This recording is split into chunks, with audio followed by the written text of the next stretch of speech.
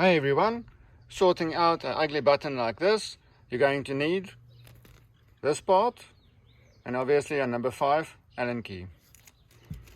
Find the Allen nut at the back.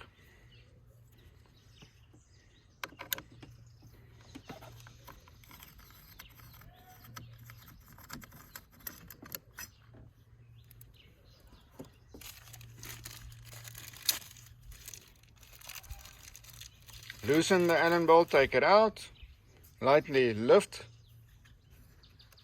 remove the old ugly button, replace with a new, and reverse your steps. Remember, lightly tight.